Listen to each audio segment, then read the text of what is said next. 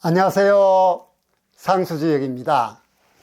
지금부터 강의를 시작하겠습니다. 오늘은 주역 64개 중에서 24번째 개인 지뢰복계에 대해서 공부를 하도록 하겠습니다. 우리가 지난 시간에 뭘 배웠죠? 지난 시간까지는 총 4회에 걸쳐서 산지박계에 대해서 공부를 한 바가 있습니다. 오늘은 24번째 개인 지뢰복계 첫 번째 시간입니다. 먼저 우리가 지난 시간에 배운 게 산지박이었죠. 깎여 떨어진다는 의미를 가진 산지박계를 배웠습니다. 한번 그려볼까요? 산지박 괴상을 그려보겠습니다.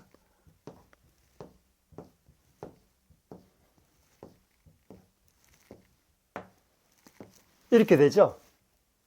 상괴가 산을 상징하는 강괴,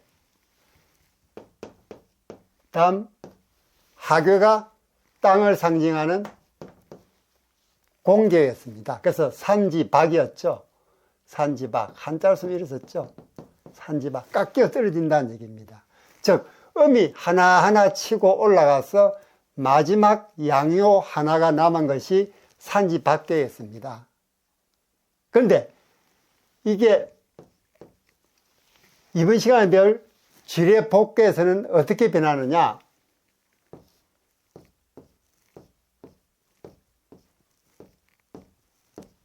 자, 이거 보면 이 양효가 음효가 하나씩 치고 올라가서 양효 하나가 남았습니다. 곧 떨어져 나가야죠. 그래서 박이라 했습니다. 떨어져 나오고 나면은 다시 맨 위에 있던 양효가 없으면 밑에 양효가 생겨납니다. 이게 위에서 보면은 상괴가 땅을 상징하는 공괴, 하괴가 우레를 상징하는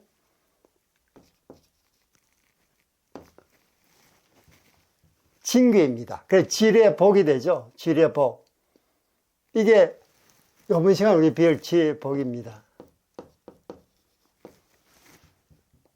즉 23번째 개인 산지박계에서 양효가 다 물러나 버리고 복계에서 맨 아래에 양효가 하나 생겨났습니다. 이를 우리는 지뢰복계라고 얘기를 하죠. 자, 그럼 여기서 괴상을 한번 살펴볼까요?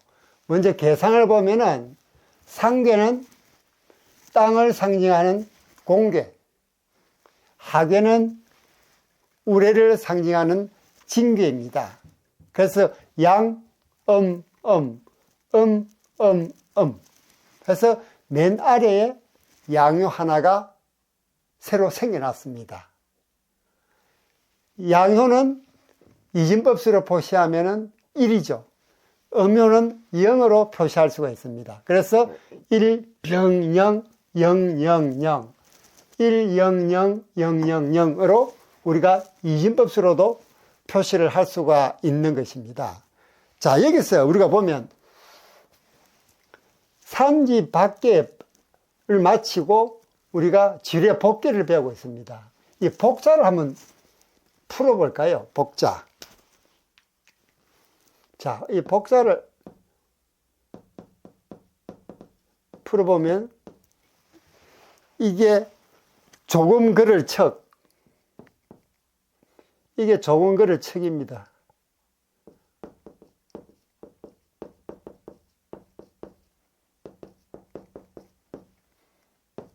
더하기 갈복입니다.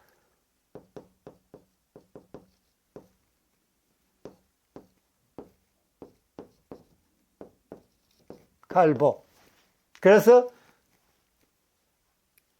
복자는 조금 걸을 척, 그 다음 갈복이 합쳐져서 만들어졌다고 볼 수가 있죠. 그래서 이 두 사람은 걸을 척이고 갈복이고 또는 돌아올 복도 됩니다. 돌아올 복. 그래서 길을 가다 돌아오니까 다시 되돌아오는 거예요. 되돌아온다. 되돌아오다는 뜻을 이 법계는 가지고 있는 것입니다. 그래서 이게 나중에 파생돼서 회복하다. 회복하다는 뜻을 가지게 되는 것입니다. 그래서 우리가 괴상을 보면은 맨 아래에 양요 하나가 생겨나면서 되살아났죠. 왜? 산지박에서 음요가 하나씩 치고 올라가서 양요를 없애버리니까, 곧 무너져 버리니까 맨 밑에 다시 양요가 생겨났습니다. 그래서 역은 생생지라고 합니다. 생생지. 여기 생생지라는 것은 없어지면 다시 생겨나고 없어지면 다시 생겨나고 하는 것이 역은 생생지.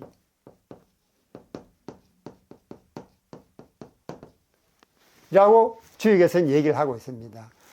생물이 생겨나고 또 생겨난다. 또는 생물이 생겨나서 순환을 한다. 그런 뜻을 가지고 있습니다. 즉, 이 생생지는 주역에서 말하는 주역의 역은 바로 생생지를 목적으로 하고 있다라고 얘기를 하고 있습니다. 자, 그러면서 여기서 우리가 생명의 씨앗이 살아난 법궤에 천지의 마음을, 즉 여기 보시면은 지뢰 법궤가 맨 아래에 양효가 살아났죠. 즉 생명의 씨앗이 되살아났습니다. 이 되살아난 법궤에 천지의 마음을 엿볼 수 있다는 것은 무슨 뜻일까요? 천지의 마음은 또 무엇을 얘기할까요? 역은 생생지다 하는 게 계사전에 나오고 있습니다. 계사전에. 즉 계사전은 역은 생생지라 규정했습니다. 생명을 살리는 것이 역이라는 뜻이죠. 또 생명이 다하면 다시 생명의 씨앗을 불어넣어 살려내는 것이 바로 천지의 마음이라고 했습니다. 즉 생명이 다하고 나면, 즉 양효가 없어지고 나면 어머 6개가 남겠죠. 바로 공계를 얘기하는 겁니다. 그렇죠? 이것은 생명이 다한다고 보는 겁니다. 다시 생명이 다 나오면 다시 아래에 새로운 생명이 태어나게 하는 것이 바로 천지의 마음이다 라고 얘기를 하고 있죠. 노자 역시 이 관점으로 자연을 보았습니다. 노자는 도덕경에서 비움을 지극히 하고 고요함을 독실히 지키면 만물이 다시 살아나니 여기서 반복되는 자연의 도를 본다고 얘기했습니다. 즉 텅 비고 고요한 것은 공계입니다. 공계가 다 비어 있죠. 마지막 하나만 양효 살아났습니다. 만약 이게 음으로 바뀐다면 6개 효가 모두 비어 있는 것이 됩니다. 그리고 만물은 고요할 때 자라납니다.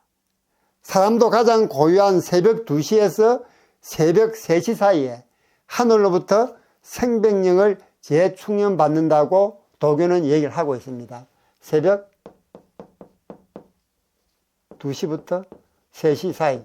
이걸 도교에서는 활자시라죠. 활자시. 즉 활자시라는 뜻을 무슨 뜻이냐 그러면은 활자, 생명력, 즉 생명력의 충전은 자시에서 받는다라고 해서 도교에서는 새벽 2시에서 3시 사이를 중요시 여기고 있습니다. 그리고 소광절은 이 동지음이라는 시에서 동지음,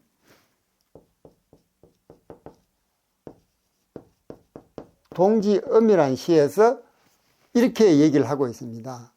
제가 한번 읽어드리겠습니다. 동지는 마치 자시의 중간점과 같으니 하늘의 마음도 변함이 없다네. 하나의 양이 처음 움직이는 곳, 만물이 아직 생기지 않은 때라네. 현주의 맛은 바라요 담백하고 대음의 소리는 바로 무음이라네. 이 말을 만약에 믿지 못하겠거든 다시 복희 씨에게 여쭤보시게. 즉, 자시가 뭡니까? 자시가, 우리가 일반적으로 말하는 자시는 11시, 밤 11시부터 새벽 1시입니다. 그렇죠. 그런데 새벽 1시와 1시 사이가 11시와 새벽 1시 사이가 몇 시입니까?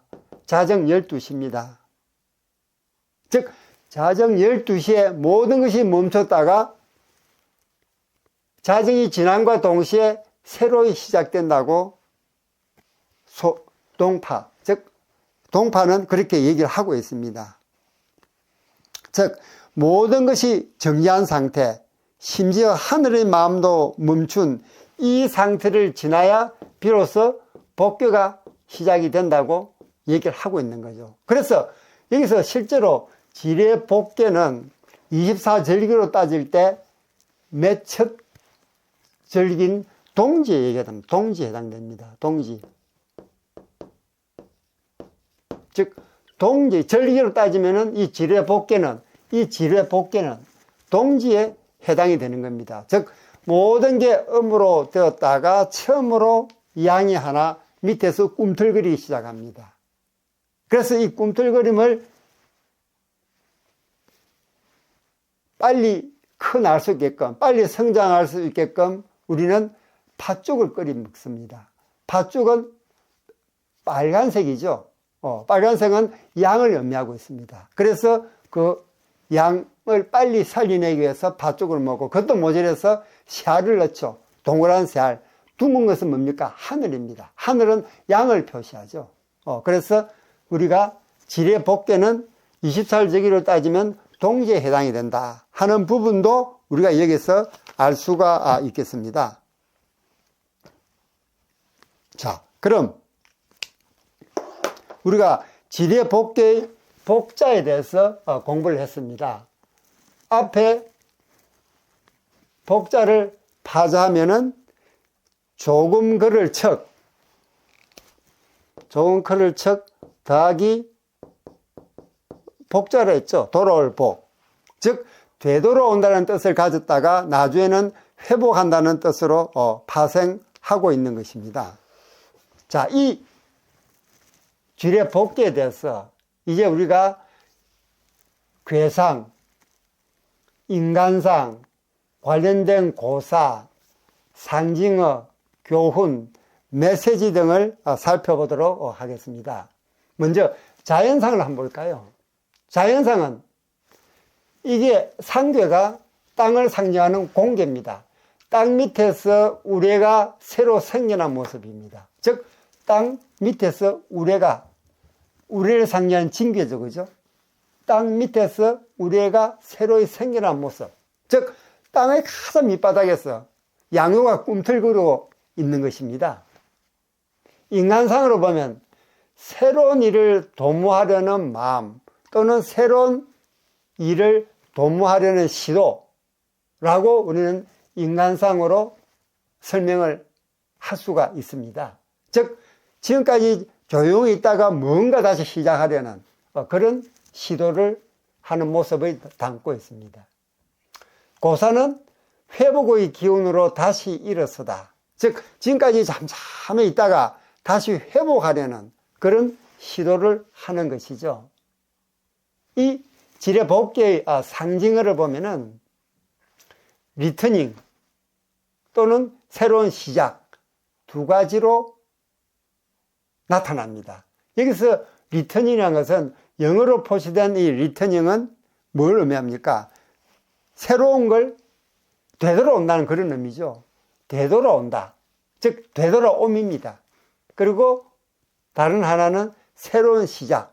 즉 새로운 것이 되돌아오니까 새로운 일을 시작한다는 그런 의미를 이 지례 복계는 가지고 있으면서 또 24절기의 머리 절기가 바로 동지입니다. 동지.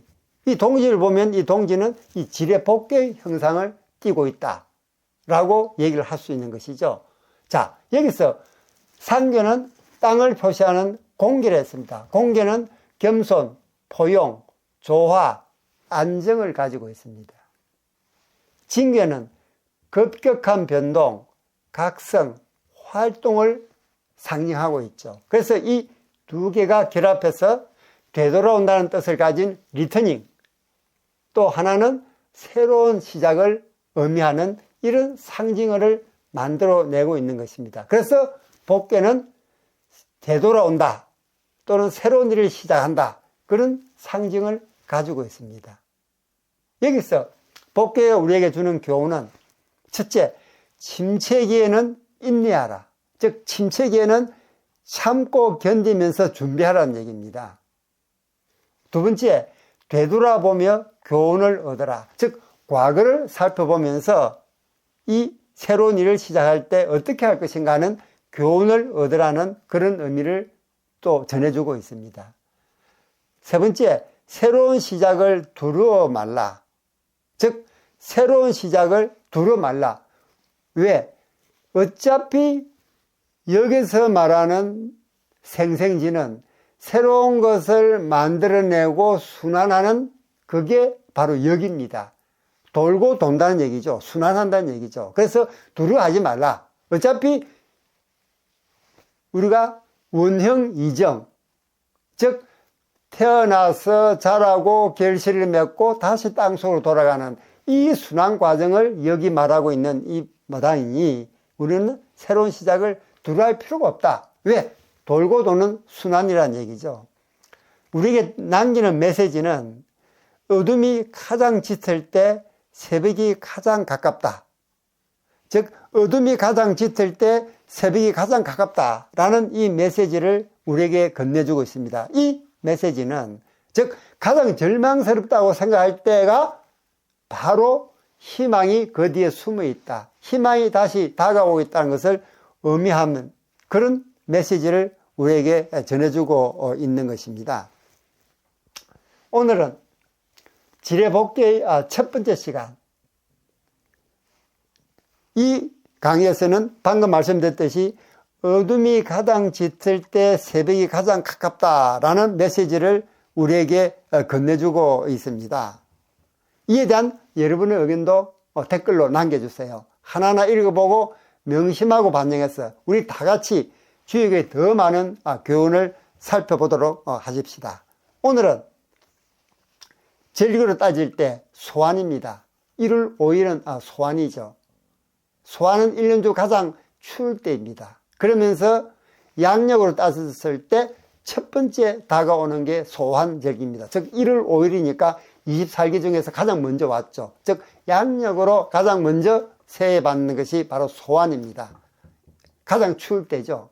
여러분 이 가장 추울 때 건강 유의하시고 이 추위를 잘 이겨낼 수 있도록 노력하셔야 되겠습니다.